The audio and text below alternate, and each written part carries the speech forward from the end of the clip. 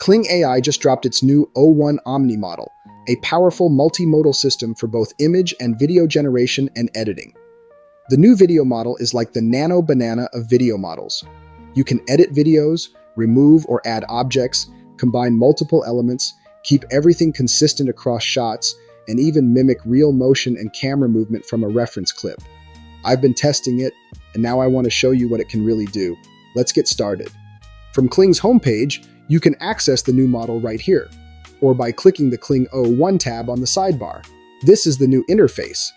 Before you start generating anything, I recommend opening the user guide because it breaks down the prompt structures and best practices that make this model work the way you want.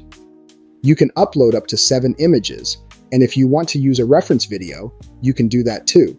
Just keep in mind that adding a video limits you to 4 images. You can also add elements, and we'll get into those shortly. Make sure you're in video generation mode for now. We'll look at the Omni image generator later. Here you'll see the O1 model is selected. There are also settings for mode, duration, anywhere from 3 to 10 seconds, aspect ratio, and number of outputs. Okay, let's start with a multi-image reference example.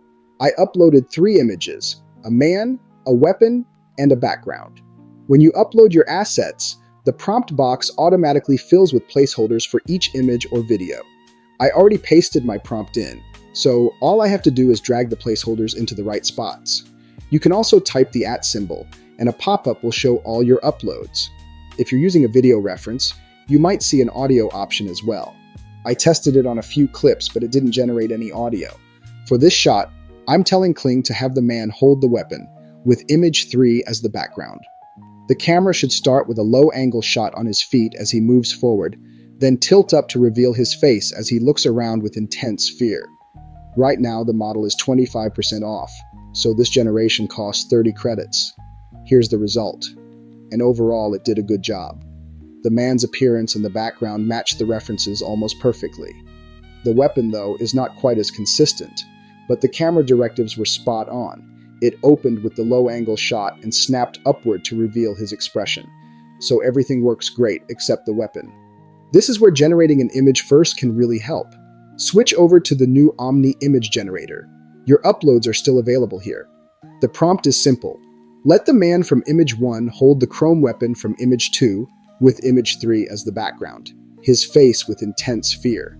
You can adjust quality, ratio, and number of outputs. There's also an unlimited mode that lets you generate images without using credits, but it's only available for Pro, Premier, and Ultra subscribers for a limited time. Here's the image, and it's much better. Everything is consistent now, including the weapon. From here, I could use this image as a reference to generate the video. If you have a Dzine subscription, you can also use the chat editor to edit images. Dzine includes a bunch of tools like Nano Banana, Seedream, Flux, and ChatGPT. There are settings for aspect ratio and quality.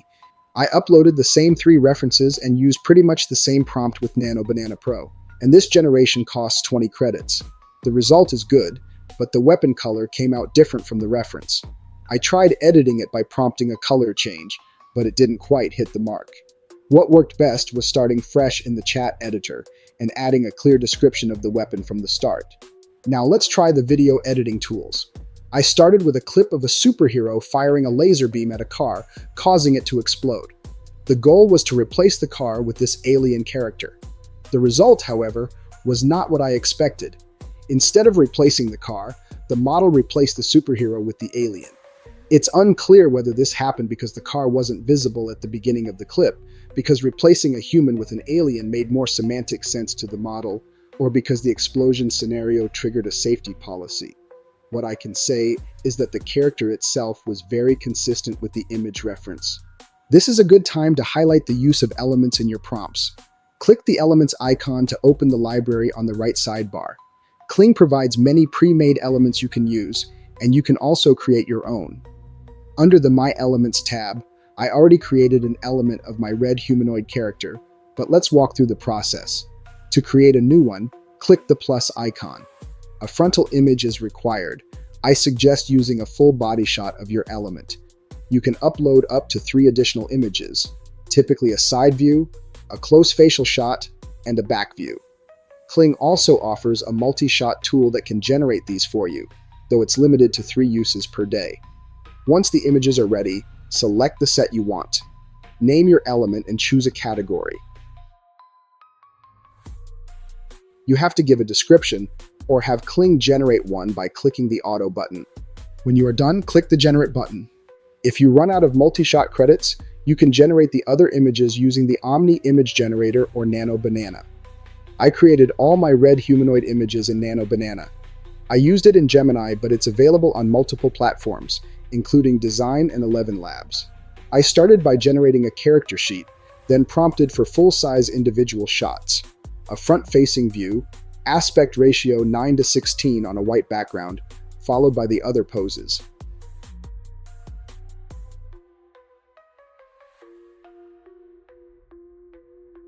After downloading those images, I use them to create the element in Kling. Once your element is ready, you can insert it into your prompt with a single click. For the first video test, I placed the character in a sci-fi environment and asked for a camera rotation around the character to show all sides. The rotation didn't complete, and a few details were missing, including the tribal markings on his left arm. I realized the issue probably came from the reference images. The side view shot I used did not include the markings. To avoid problems like this, make sure your reference images are fully consistent before generating elements or videos. I tried again, this time prompting for a quick 360-degree rotation and explicitly mentioning the markings on both arms. The markings appeared, but the model still didn't complete the rotation. In cases like this, a video reference with the camera movement you want is often more reliable. I liked the camera and character movement in this clip, so I used it as a reference and prompted for my character to stand centered in the same sci-fi environment while following the camera motion from the video. The character and camera movements were spot on, but the background didn't change. That part was my fault. The prompt structure wasn't right. If you want Kling to replace a background, you have to explicitly say so. On the other hand, I didn't explicitly prompt to replace the woman with the red man, but Kling did it anyway.